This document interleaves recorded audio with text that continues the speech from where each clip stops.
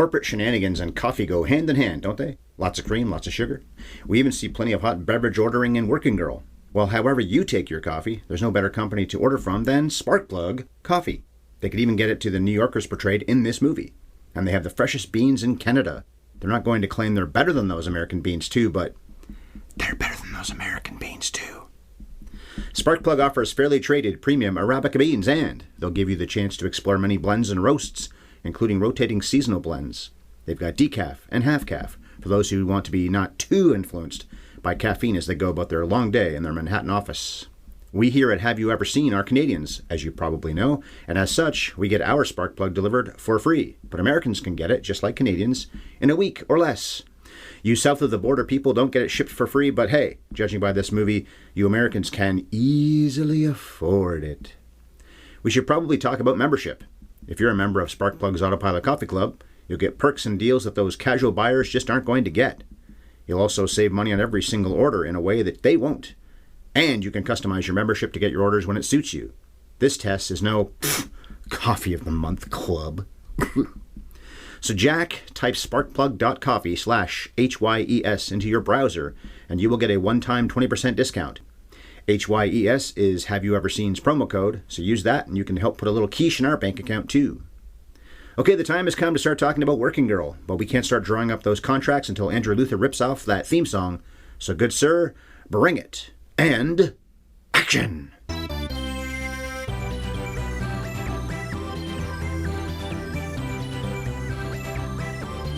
Have you ever seen Working Girl? And I've ever seen this, I guess, twice, maybe 3 ever times.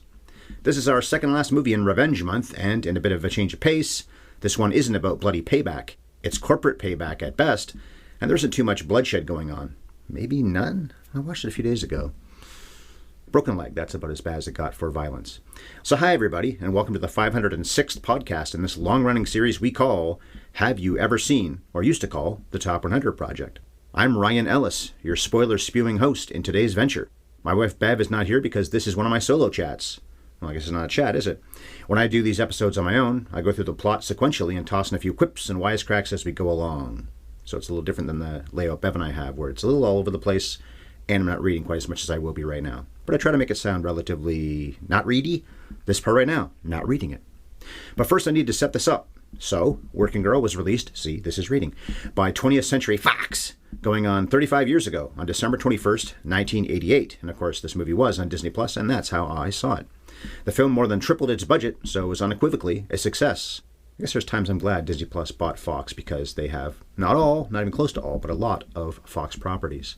Working Girl more than tripled its budget at the box office, so it was unequivocally a success. Critics seem to dig on it too. On Rotten Tomatoes, the numbers are 83% of critics that like it, with an average of 6.9 out of 10 on the strength of 47 reviews. One critic liked it a lot. Gene Siskel put it 10th on his top 10 list. The rating by the Rotten Tomatoes audiences isn't quite as strong, with only 67% of them liking this motion picture, but that's still a fresh audience tomato. The Girl Who Works and Lets the River Run and Stuff was 11th at the 1988 US box office. Rain Man was number 1. Who Framed Roger Rabbit was number 2. We've reviewed both of those. Number 4 was Big. Die Hard ranked 7th. We reviewed those films too. The Naked Gun was 8th, and that was a film that Chris and I covered on Scoring at the Movies, back in January. Working Girl won 1 Oscar. Carly Simon's Let the River Run. Of course, the movie starts when our main character is on a river. That took home the bauble for Best Song. The movie was nominated for 5 more. It was up for Best Picture, and Mike Nichols had a shot at winning his second Best Director trophy over 20 years after taking it home for The Graduate. Rain Man won Picture and Director, by the way. Melanie Griffith was nominated for her leading performance in this, but Jodie Foster won for The Accused. Joan Cusack and Sigourney Weaver were both nominated for Supporting Actress, but the Academy gave it to Geena Davis for her work in The Accidental Tourist. Weaver was up for her leading performance in Gorillas in the Mist that same year, but she didn't win that either, because, as I said, Foster did. And despite being such a terrific actress for so long, Sigourney hasn't been nominated again since her nom for Aliens and then these two in one year of 1988, nor has Griffith, only that one time ever. She and Weaver both won Golden Globes for their Working Girl performances, by the way, so yet again, that Kiss Up Award show predicted nothing. Golden Globes predict almost nothing. Stop saying they do. Of course, they were in the comedy category, the two of them, and the movie, of course, and we know how the Academy usually feels about comedy. They spit on it. I spit in your general direction, comedy. You need to suffer and probably die to get respect in Hollywood. Although even if you do those things in a horror movie, you probably won't get much respect. Don't make 'em laugh, don't make 'em laugh, or scream. Scream, scream, scream. As for AFI lists, Working Girl was 91st on the top 100 passions and also 91st on the top 100 songs, with, of course, Let the River Run. My version, not quite Oscar-worthy, but I'll work on it. The film was 87th on the top 100 cheers, it's almost inspiring, and it was nominated for the top 100 genres in the romantic comedy category, but didn't make it, nor did it make the top 50 heroes, although I would not say that Tess is a hero anyway. Weaver's Catherine Parker could have been a top 50 villain, but no. And another unsuccessful AFI nom was for the top 100 quotes with, I have a head for business and a bod for sin. That's a good quote, and it's most definitely better than a lot of the ones that made the AFI's list, but I'll discuss soon the line she says next that's just as important. Sometimes the great quotes are even better when you include the response or the next line that person says. I know Ebert always loved the thing in Sunset Boulevard, I am big, it's the pictures that got small. And then William Holden's line that's never really quoted is, I was wondering what was wrong with them. Also a good line in response, right? Just like in Taxi Driver, you talking to me?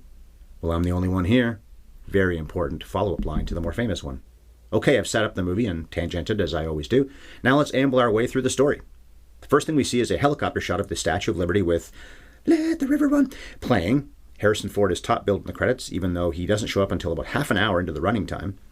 Sigourney Weaver is next in the credits. Then we get to the actual star of the movie, Melanie Griffith, who's in nearly every scene. Maybe she's in literally every scene. It's certainly most of them. We're in Superman Apocalypse Now territory when Chris Reeve and Marty Sheen were third billed in their own movies. So we get a long look at the World Trade Center, which of course is eerie to see now. It always is. Although you shouldn't erase it from history. It existed. A lot of people worked there. We can't pretend it didn't exist. As Tess's ferry makes its way across the river, carrying both the huge-haired Tess and the huge-haired Sin, or Cynthia, Griffith is Tess, and her best friend Sin is an early character role for Joan Cusack. As for that hair, it's not just big, it's enormous. If they walked within 45 feet of a helicopter, I would worry their hair would get tangled in the blades and rip right off their heads. Their shoulder pads are rather large too. I think 80s women could have lined up for the New York Giants and fit right in with pads like those on their shoulders, plus their hair was such a helmet, didn't even need a helmet. Tess is a secretary of a demanding male boss in the beginning of the film and seems to be run ragged by him. It's always fun to see 80s computers actually shown on screen because they look like they're from the 1880s, not the 1980s. Kudos to Mike Nichols, though, for making sure the sync rate was lined up between the computers and the film cameras. I saw a movie last night, that wasn't true. Was it a TV show? I saw something last night where that wasn't true. When that's not the case, you'll see the roll bar on the computer screens because that's what screens do. It's something our eye doesn't see, but it's there, and lower budget movies and TV shows often give that technical factoid away. As someone in the TV business and a 25-year film lover, I can tell you that I really hate when they don't sync up the movie cameras and the screens they're shooting. Oliver Platt works in Tess's office. He's playing Lutz. Is he her boss? I read that, but I got the feeling he just outranks her. He wasn't actually her overling. Although maybe he was. Anyway, this was one of Platt's first movies. 1988 was in fact the first year he was in a motion picture. This wasn't the first movie, though, because it came out in December. And it's easy sometimes to forget how reliable a character actor he's been for 35 years. Tess goes home after a long day to find a surprise birthday party waiting for her, although Sin gave it away on the ferry, and Tess has to pretend she didn't expect this fawning. Alec Baldwin plays her boyfriend, Mick. Baldwin had been around for a few years doing TV and movies, but 1988 was when he did this, and Talk Radio, and Married to the Mob, and She's Having a Baby, and of course, Beetlejuice, Beetlejuice, Beetlejuice. The man was a hairy, sexy young thing, and was eminently likable long before the days when he went around punching photographers and shooting guns at crew members. Very smart guy.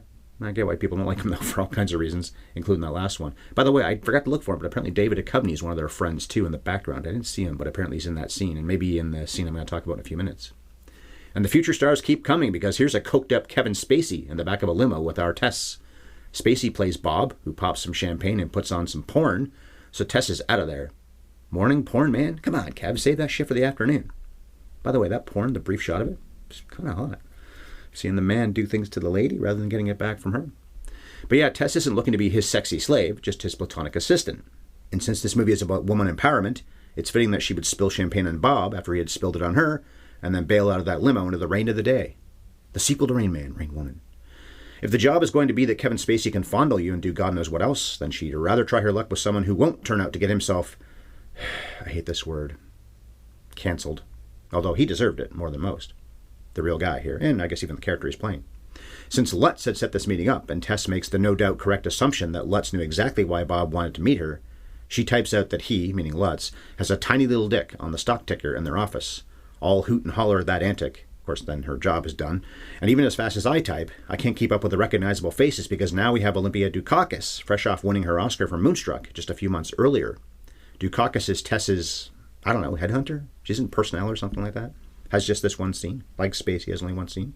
And this is apparently the third time she's lost a job, presumably because she stands up for herself like this. If this character was real and around today, she'd probably have a few winnable harassment lawsuits in her hands. So Tess starts working at a company called Petty Marsh. Her boss is Catherine Parker, played by the fantabulous Sigourney Weaver. Siggy was in the middle of an incredible run in the decade since Alien in 1979. She had, of course, started a few years earlier than that, with a blink and there she goes cameo at the end of Annie Hall, then had been in the classic Ghostbusters, which we covered long ago, Aliens, which we haven't, and then, of course, was up for Best Actress for Gorillas in the Mist in this year. And since Weaver was nominated for Supporting Actress for this, that made her one of the few people to get 2 acting nominations in a single year. She was only the 5th of what is now 12 people who have ever done that. Holly Hunter, Al Pacino, Jamie Foxx, Cate Blanchett, and Julianne Moore have done it since. Sigourney is one of only 5 of those 12 who didn't win for either nomination. God, that has to suck. You go to the show with 2 shots at winning some gold and you wind up getting nothing. I'm sure she's fine, though. So Catherine, who's pretty much the same age as Tess, yet has this killer job in mergers and acquisitions, seems like a nice lady off the hop. She thanks Tess for bringing her coffee, and she even gives her helpful advice, or what seems helpful at the time. When she wants Tess to come into the office, she's very pleasant and even says please. She's no Kevin Spacey in Swimming with Sharks, probably the ultimate bad boss.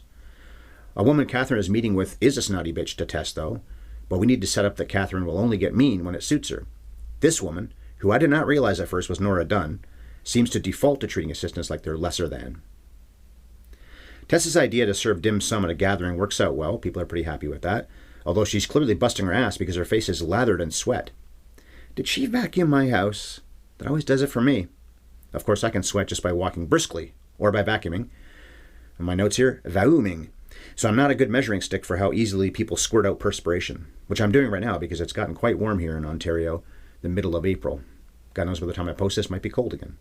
Now, I mentioned their age difference. Weaver is only about 8 years older than Griffith, although it could be intentional by Nichols and the writer Kevin Wade to suggest that Catherine is lying about how young she is. Of course, people do that in Hollywood all the time, don't they? And they would in business, probably, too.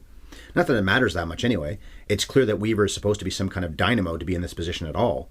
But the inciting incident for the rest of the story happens when Catherine breaks her leg while skiing, which lays her up in bed at her parents' house. Opportunity! Tess is asked to do all kinds of personal errands for her hobbled boss, which isn't really part of her job. But Catherine had wisely been nice enough leading up to this and had dangled the work hard and you can succeed carrot in front of Tessie, so she just must feel obliged. And hey, if a woman with a house this nice asked me to let myself in to water some plants and take care of a few things, I might be all in myself.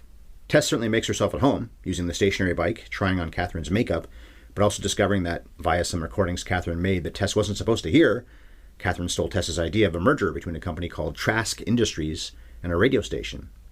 The recording even said, "Do not go through Tess," so Nichols makes it clear that this is underhanded tomfoolery on Miss Parker's part. Like I said 2 weeks ago on my last solo show, I'd use the word tomfoolery more often. There it is in this episode. Tess is crushed to hear this, but then her no-good, very bad, horrible day just gets better when she goes home after that discovery to find a sexy young brunette riding Mick.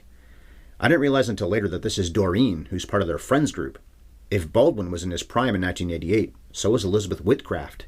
Whew. I didn't go into this viewing thinking this... I'm sweating more now. I didn't go into this viewing thinking this was going to be a sexy movie beyond the Harrison Ford-Melanie Griffith romance, which we haven't even seen yet. But, as crappy as it is for Tess to be cheated on, at least my horny eyeballs were treated to something delicious. So now the instrumental part of Let the River Run is sad and plaintive. They do use that song a lot in one form or another in this movie. And Tess decides to cold call Jack Traynor, who will be played in one of his loosest ever performances by Harry Ford. And if Catherine knew her assistant was setting up this meeting, our hero might be looking for work yet again. But what Catherine doesn't know will only hurt her a few weeks down the road. Tess figures that she has to break the rules if she has any chance of getting anywhere in this business. She even gets a haircut, which you know is a serious commitment because she works so hard every day to tease that mane so high in the air. No wonder all of us had to stop using aerosol in the 80s after we had ripped such a giant hole in the ozone layer. Women like Tess were hairspraying through enough PFCs to dig a massive hole in that thing all on her own. I think Melanie does look prettier with the shorter hair, by the way. Not that she was ever going to look bad back in this era, no matter how she coiffed her do. Jack doesn't know he's supposed to meet with this bright young woman the very next day, but he walks up to her at a party and claims Jack Traynor just left when she asks if he's seen the guy. Clearly he's on the make, and there's no harm in trying. Although, did I see that it says he's married when Tess looked him up on Catherine's computer? Well, him cheating on a wife isn't really Tess's problem. Plus, I must be wrong, because that never comes up, and at the end of the movie, I'm skipping ahead, but it's a happy ending, so I must have misread that. Or maybe that's a deeper subtext thing that Nichols put in here. Still, Jack does find out from her that he's going to meet this specific woman tomorrow. So what was the plan if they ended up getting it on that night, actually? I guess he's just a guy who thought he could get away with whatever he wants, even if I'm dead wrong about the marriage thing. Here's where we get the I have a head for business and a bod for sin line, which bowls over Jack. He's been thunderstruck. The key to that line, though, might be that she adds, is there anything wrong with that? He says no. See, Jack isn't like Lutz, who, whether he admitted it or not, certainly would have said a woman couldn't be hot and also be his equal in the boardroom. It's a great exit line for Tess, that pod for sin line, because she tries to walk away, only to see snooty Ginny walking into the room. Nora Dunn ruins everything. Tess quickly bails, but she's waiting for Jack in a cab, with her lovely legs being the only thing he can see when he first gets outside. Tess isn't a drinker, though, and what she imbibed with him has knocked her out so thoroughly that Jack has to carry her all the way up the stairs at his place. The first time you see this movie, you have to worry that this is going to go the way of our movie that's going to get posted on Monday, Promising Young Woman. But this is Harrison Ford, who had almost exclusively played heroes at this point in his career. Not that he's played many villains since either. So he couldn't possibly rape this young woman, right? Actually, he makes sure to pull her dress down once he plops his unconscious guest in a chair. Although, she wakes up in his bed in her underwear, so he did take her dress off. Of course, that frock cost Catherine, $6,000? So it was probably for the best that it didn't get tousled while Miss McGill was sleeping. While you were sleeping. If this move doesn't age well for some people, well, it was the 80s. Always have to remember context 35 years ago. So Tess gets dressed and gets out of there before Jack's alarm wakes him up. He didn't even have a chance to confirm for himself what he suggests later in the day when she complains she woke up in just her underwear. I bet you look nice. One of Harrison Ford's best line readings maybe ever. He's got quite a few good ones in this movie. Since Jacko had said no names the night before, she doesn't know she's meeting with this exact guy the very next morning.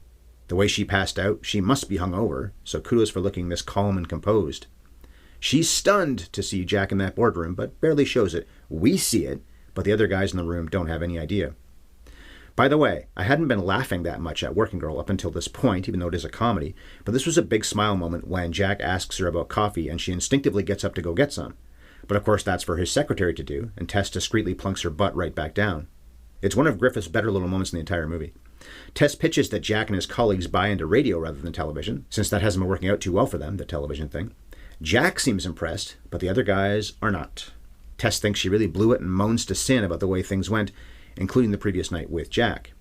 Then we get some classic rom-com writing when Jack shows up unexpectedly at her office, so Tess asks Sin to pretend to be her secretary, which Cusack does and gives us several good laugh moments right in a row. Joan Cusack has always been funny, but she nails about 3 good snickers in a matter of 45 seconds right here. Jack explains why he didn't tell Tess who he really was last night. He wanted to just have some fun, not only talk about business all night. And he's right. If she knew he was Jack Traynor, she would have locked into nothing but shop talk. He tells her he kept his eyes closed the whole time while removing her dress. Nothing untoward happened.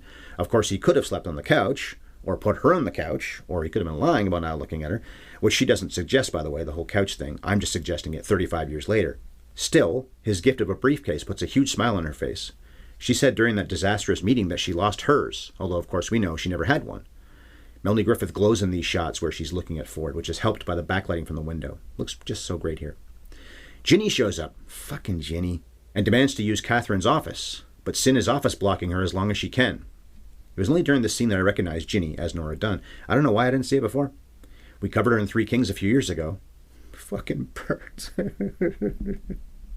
Tess says she doesn't want a romance with Jack, even suggesting, maybe I just don't like you. Ford adds to this run of laughs these past few minutes by saying, me? Nah, just as the elevator doors close on him. Great timing by Ford and Nichols there. At Sin's engagement party, Tess sits down to talk to Mick. They share a few drinks, and she's happy for him to be able to afford to buy a boat. Oh, the problems of people in movies. Can I afford to buy a boat or not? Or maybe his business is to work with boats? I don't know. So they dance very close, and it looks like the relationship is back on. Mick even toasts Sin and her fiancé. Tess seems to be very happy standing there while he salutes their friends. Then, because movies can be really fake and forced sometimes, everyone at the party demands Mick drop down to a knee and do a little proposing of his own. And there's Doreen in the crowd. Her being there should be awkward for Tess and should be really awkward for Mick. But if she's part of the friends group, then I guess there's no reason for her not to be there. Anyway, Tess says maybe to his proposal, which goes very badly after they leave the shindig. He's mad enough to say, "They're history." I love the bipolar quality of movie characters. I want to marry you 1 minute, then tell you we're through literally 1 minute later. I'm in love with you, but fuck you. I don't recall this movie having any swearing in it until the past maybe 10 minutes, when Griffith said, "Don't fuck it up, don't fuck it up, don't fuck it up," a few times before she went into that meeting with Jack. And now Baldwin goes on an angry run of fucks as he walks angrily away. Which leads me to my nutshell. Finally, working girl in a nutshell. The first Jack Ryan fucks up his relationship, so the second Jack Ryan can swoop in. One of those things where you got both Baldwin and Ford in a movie together. They were the first two Jack Ryans. Who else has played them? Krasinski has, and Affleck has.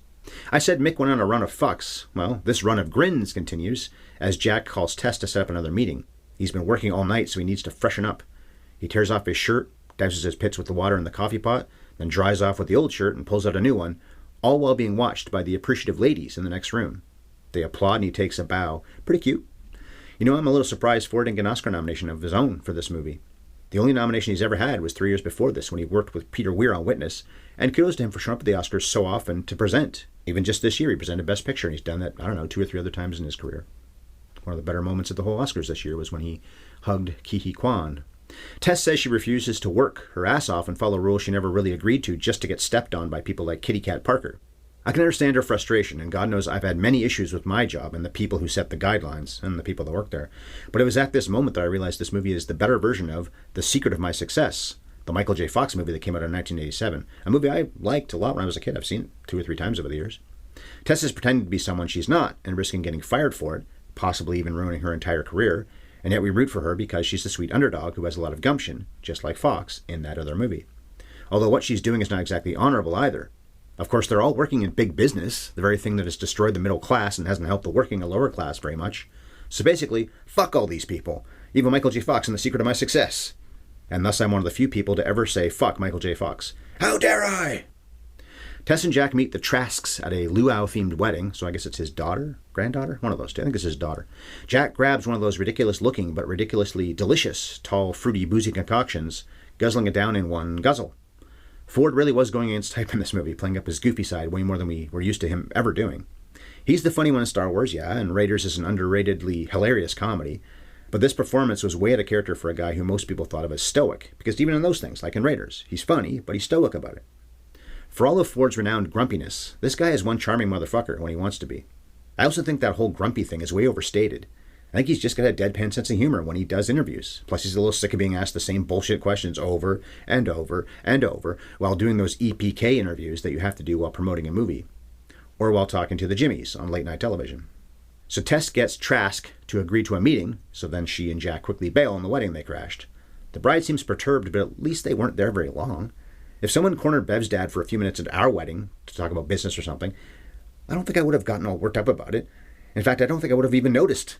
There's a lot of other people there, and there's a lot going on. You're the bride! Aren't you busy? I guess she recognized Jack being in the ladies' room with Tess earlier, so she must wonder just what they're up to. Anyway, get back to partying, lady. You're only going to have a day like this once. Well, one hopes. During the meeting, Trask overhears what's said between his snooty underlings and Jack and Tess, because he's not there. He's just listening in. He sees something in their proposal, so he agrees to take a meeting with them after all. What a dumb expression, take a meeting. Jack is so happy and so horny that he kisses Tess on their way out of the building. It's on! I like the shot of all their clothes laying in the entranceway of his place. Reminds me a little bit of, a movie that came later, In the Line of Fire.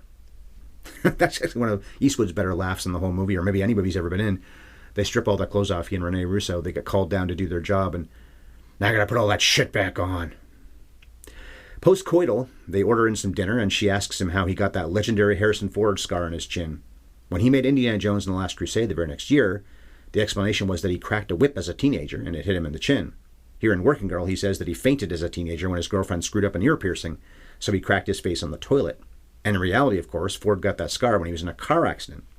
It's a funny thing that Hollywood thinks we demand to know about actors' irregularities. I have a minor scar on my chin, too, and the story about how I got it is, I assure you, not very interesting. It does make for a romantic moment here, though, especially since he apparently doesn't tell almost anyone else about the embarrassing reason his chinny chin chin has a dingy ding ding. Tess is about to come clean and confess that she's actually a secretary right here when they're naked in bed. Not a high-powered executive. But wouldn't you know it, the phone rings and interrupts them. Jackie Boy tells Tess he was going to end the relationship he was in with the woman who just called him, although he reveals his girlfriend broke her leg skiing. Wait a minute, Catherine broke her leg while skiing. So now Tess knows just how deep in the muck she is, deciding not to confess her secret after all. We haven't had many, or even any, montages in this movie yet, I don't think, right? But here we get one as Tess quickly cleans up Catherine's apartment because the boss is coming home. Am I wrong, or was she vacuuming topless? One way to avoid sweating, I guess, isn't it, Ryan? She's definitely wearing sexy underwear and heels, but I don't think she has a bra on. Interesting we don't see Griffith naked up close in this movie or during the sex scene, but we do here. Unless my famously shitty eyesight lied to me.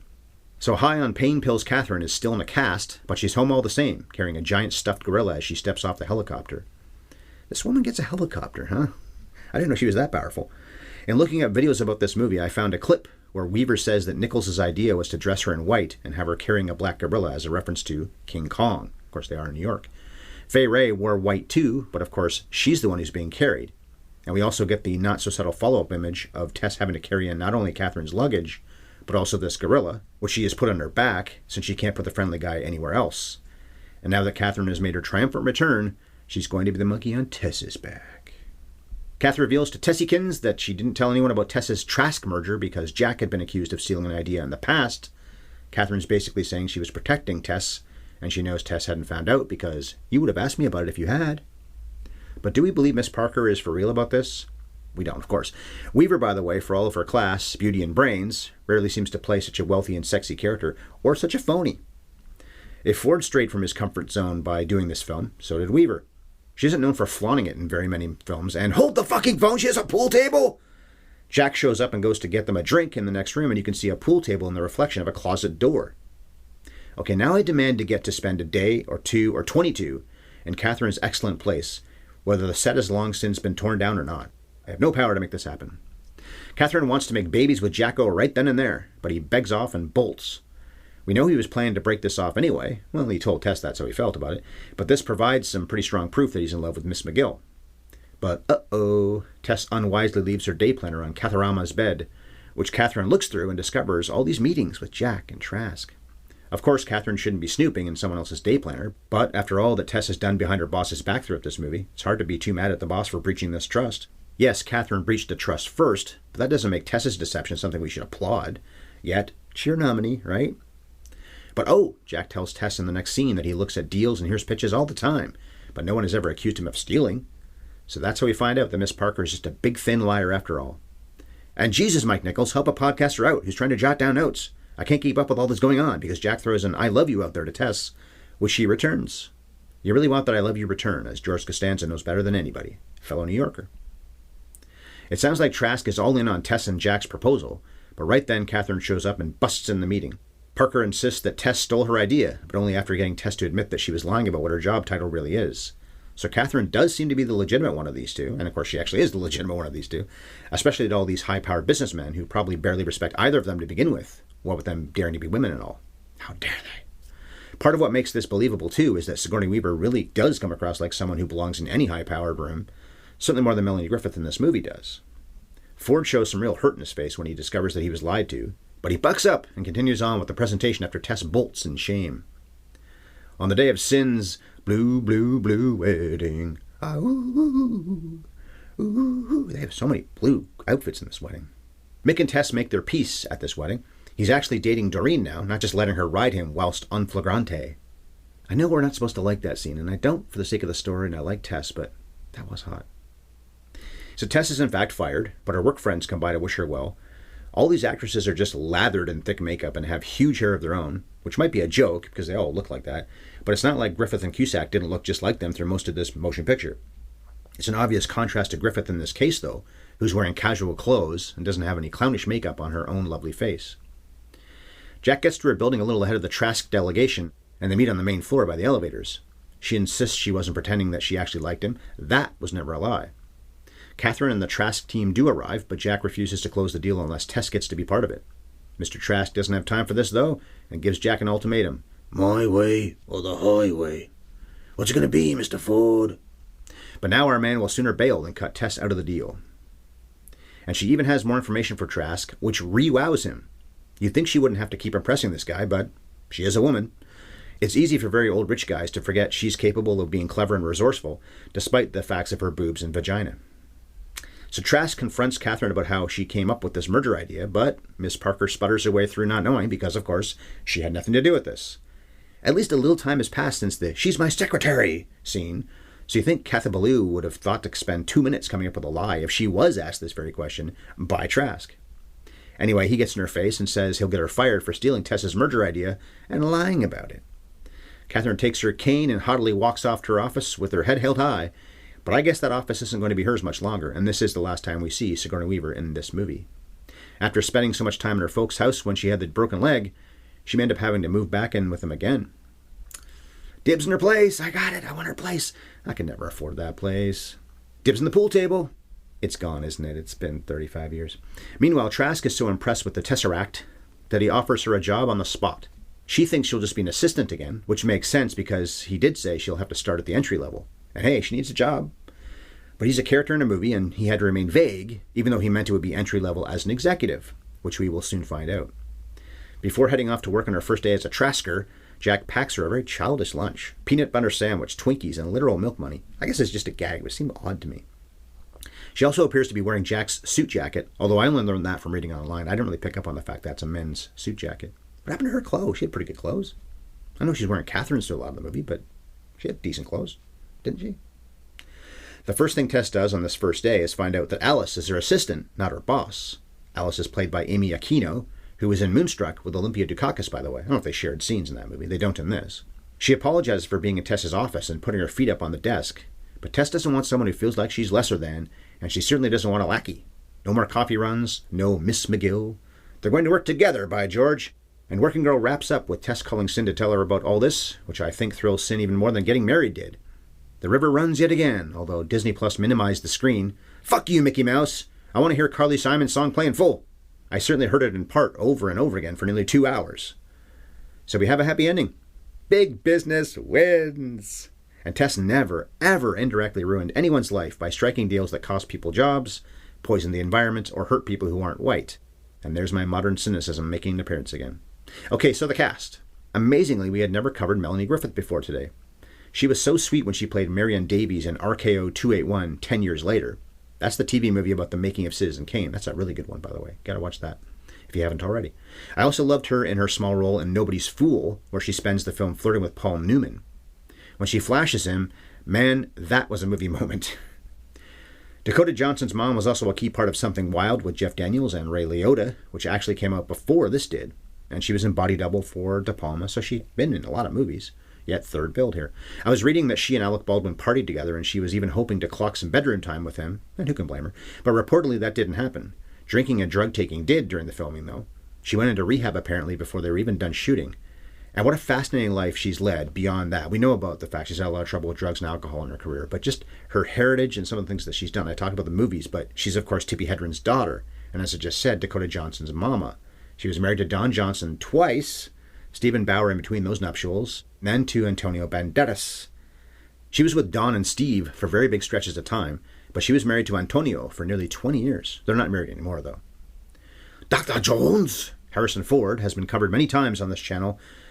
In American Graffiti, in the 3 Star Wars films, in Apocalypse Now, in Raiders of the Lost Ark, in Blade Runner, in Air Force One, Get off my plane. And also Chris and I jawed about him when he played the Dodgers general manager in 42 on Scoring the Movies. He's Branch Rickey in 42. This channel has talked about Sigourney Weaver plenty of times over the years, although it's been a while since we have. Maybe not plenty, but 3 or 4. In addition to Alien and Ghostbusters, we covered Avatar in 2018. We haven't reviewed Dave or Galaxy Quest, but those are 2 of my very favorite comedies, and you've probably heard me talk about Galaxy Quest lots of times on this channel. We will review it one of these days, or maybe I'll do it on my own, and it'll be a quote fest. Joan Cusack was in Broadcast News, and of course the 3 Toy Story sequels. She often works with her brother John, and even played his sister in Say Anything, so that was easy casting. She's been working for more than 40 years, although she hasn't made a TV show or a movie in quite some time. That's probably at least partly the pandemic, but pretty big hole in her resume. I knew Joni wasn't as short as, say, me. She's 5'9", but I didn't realize Melanie Griffith is even taller. It says in the IMDb that Griffith is 5'9" and 1/4. Take that, Joan Cusack, you little lady. She'd beat the shit out of me. They both would. They got a couple inches on me.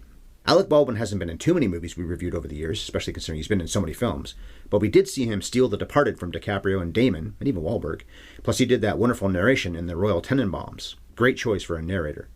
He also had a brief role as himself in A Star is Born, which we reviewed at the beginning of this year. Baldwin was wise to stop trying to be a leading man about 10 years after this movie came out, because then he became one of our great character actors. He's got the bod for sin, but the talent of a character actor. I know he's a controversial person for all kinds of reasons and could even wind up in jail for that Helena Hutchins shooting. But you don't have to like him to at least admit the man can thesp, which is true about Spacey too, but he's probably not going to get back in them. Well, maybe he'll get back into movies one of these days. God knows he probably will.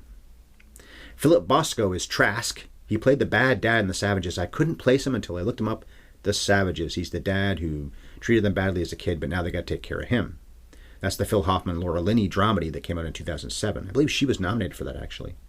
He's also got a role in the criminally underseen Wonder Boys and was the judge in Nobody's Fool, which, as I said, Melanie Griffith was also in. Their director, Mike Nichols, has only been featured on this channel twice before, in Who's Afraid of Virginia Woolf and The Graduate. They were his first 2 movies ever, although he'd been working with Elaine May on, was it Broadway? They had a long history doing comedy and such, so it wasn't like he was a 20-year-old kid. But still, his first 2 films, those 2 films. They both ranked on the AFI's Top 100 list, so we covered those a very long time ago. I'm a big fan of Carnal Knowledge, Primary Colors, and Closer. Beyond those, I find Nichols to be very hit or miss. Although if you've made 5 or 6 good or great ones, then I guess no one can say you weren't really good at what you do. I'd say Primary Colors is his most entertaining, although Working Girl's up there. It's a good movie. And Who's Afraid of Virginia Woolf is flat out his best flick. I respect The Graduate. I like it. We own it. But I never liked it as much as other people. It is hilarious in the first half, though. Hoffman and Bancroft, they're so good together. Nichols had some marvelous people working with him behind the camera, as he always did. Michael Ballhaus shot the flick. He was Marty Scorsese's guy for a long time. He lit Goodfellas and The Departed, but also Broadcast News the year before this, so he looked through his viewfinder at Joan Cusack twice in 2 years. Sam Osteen edited this picture. He cut many of Nichols' flicks, but also worked on classics like Cool Hand Luke, Rosemary's Baby, and Forget It, Jake, It's Chinatown. Kevin Wade was manning the pen on this one. He went on to write Mr. Baseball, which Chris and I talked about on Scoring at the Movies quite a few years ago. He wrote Junior and Meet Joe Black, too, but was also the scribe for over 30 episodes of Blue Bloods. He is, or at least was, the Blue Bloods showrunner, in fact. I've never seen that show, but I've seen the promos for it many, many times while watching Jeopardy! I just learned earlier today in looking him up that they made a TV series of Working Girl in 1990. Guess who played Tess? It was Sandra Bullock. She went on to do some things. Now, as I wind this thing down, I have to say that I take issue with Tess's behavior. I guess I've hinted at that a little bit in this review. Yes, Catherine was going to screw her over and steal her merger idea, which no one should stand for. And Catherine wasn't even honest about that deception when she claimed that she was just trying to protect Tess by doing it this way. And she was not protecting Tess, she was lying. It's a common trope in these movies that characters play a ferocious juggling act and pretend to be somebody they're not, deceiving nearly everyone around them. And I wonder, no matter how much we root for her or Michael J. Fox in Secret of My Success, fuck him, to have all their dreams come true, not fuck him, what was their plan if it had worked? Tess was committing fraud, wasn't she? She had to be honest with Trask and Jack about who she really was at some point. In fact, Jack isn't nearly as bothered by being lied to as he probably should have been. Thinking with his penis. Griffith is such a sympathetic actress, and she did apologize for her clever ruse in the scene where Catherine outs her. She's actually quite good in that scene. Plus, Tess has proven how good she is at this business thing. She's got a head for it. But who likes to be lied to? Now, Jack wasn't fully honest either. He didn't tell her that he had been seeing someone when he met her. Never mind that it was Catherine, although he didn't know the connection. But until they got serious about each other, he has a right to date other people and sleep with them. So how much honesty about who he slept with did he owe her before they had the talk? Which they don't really have in this movie that we see, but it looked like they're together at the very end, as in living together. I also question the logic that Tess was tired of being taken advantage of and had to make her own way when we don't see that people have screwed her over that badly yet. Some shitty experiences, but they weren't that bad, I didn't think. The thing with Spacey in the limo wasn't exactly a scar-for-life type experience, the way a lot of real-life people have been scarred for life by that guy. Catherine had generally been good to her, outwardly at least, and it wasn't like Tess got hosed by her lady boss over and over, one time. So it was hard to root for her as much as I wanted to when she seems to have a low bar for what constitutes enough is enough. Luckily, you have a talented and likable actress in the lead role. Makes you like her even more. But geez, lady, try doing a blue-collar job or work in a place where most people barely acknowledge your existence. At least you have friends who practically weep when you get fired. I think if Griffith wasn't so sweet in this movie, I might be pushing back a lot harder about all this right now, but I've made my point. As for this being a revenge movie, well, it is, to some extent. It's more of a slow burn thing, and it certainly isn't the blood and guts stuff we saw in Revenge, Death Proof, and we will see in Promising Young Woman on Monday. When I googled revenge movies while trying to find some I could do on my own this month, Cat Ballou, Cat Ballou, Cat Ballou, and Working Girl, Let the River Run, were both included. Cat Ballou does qualify. This is more dubious. It's not really revenge that she's getting on Catherine. Still, a big part of my goal with these solo shows is to review movies that were on various AFI lists and or Oscar winners. And these are movies that Bev and I might never review otherwise. And if I have to jam something into a category it doesn't truly belong in, well, I don't think you're going to yell at me too loudly for it. So that was Working Girl. The next time I talk to you won't even be 2 weeks from now. Since Dwayne "The Rock" Johnson's birthday is on May 2nd, I'm going to post a solo chat for that very day. He's going to be 51, I believe. That dude is 51. Why is The Rock the subject? Well, because I've been hearing wrestling people say for years that Rocky is the biggest star in the world. He's the biggest star in the world. He's the biggest star in the world. He's the biggest star in the world. But is he? I will be crunching numbers, but I'll also do a brief review of one of his most acclaimed flicks, the one he announced just recently they'll be remaking as a live-action picture already, Moana. And since Finding Nemo is the episode Bev and I will be doing on May the 1st, Disney Plus is going to get clicked on by us a few times in the span of a few days. In just 3 days, Bev and I will be back at it to wrap up Revenge Month. The last vengeance taker in April 2023 will be Carey Mulligan and Emerald Fennell's Promising Young Woman. That is, without any question, a revenge movie. As we've been doing all year so far, we'll put this episode on YouTube. Each solo show I do is just the same audio you hear on the podcast, so why do it? Well, we're trying to get people to stumble across us on the tubes and maybe join all of you as our friendly listeners. You'll get to look at our groovy gray graphic on there. And if that's how you heard this whole episode, then you're already helping us out. For those who aren't on YouTube right now, check out at HYES Ellis, and you'll find all sorts of eps there. Most of the shows I post with Bev, i.e. the Monday episodes, have some on-camera content of us making corrections to that podcast, talking about new movies we've seen and addressing recent movie news sometimes, although we haven't been doing that as much lately. We hope to get back to doing it more often in May. To talk to us, you can always use Twitter. I'm at MovieFiend51. Bev is at Bev Ellis Ellis. Our email address is haveyouvseensepodcast@gmail.com. Please like, subscribe, share, favorite, and let your movie-loving friends know we exist. And if you drink coffee and you live in Canada or the United States of jolly old America, go to sparkplug.coffee/HYES to get 20% off your premium beans. HYES is, and you're never going to believe it, Have You Ever Seen's promo code. Okay, you probably believed it. Thanks for listening. After I sign off here, I'm going to go try on some expensive clothes in my boss's beautiful house and then ping-pong between one sexy man and another sexy man. Life could be worse for Tess McGill, and it could certainly be worse for me, although I don't have a pool table. There is no God. And cut.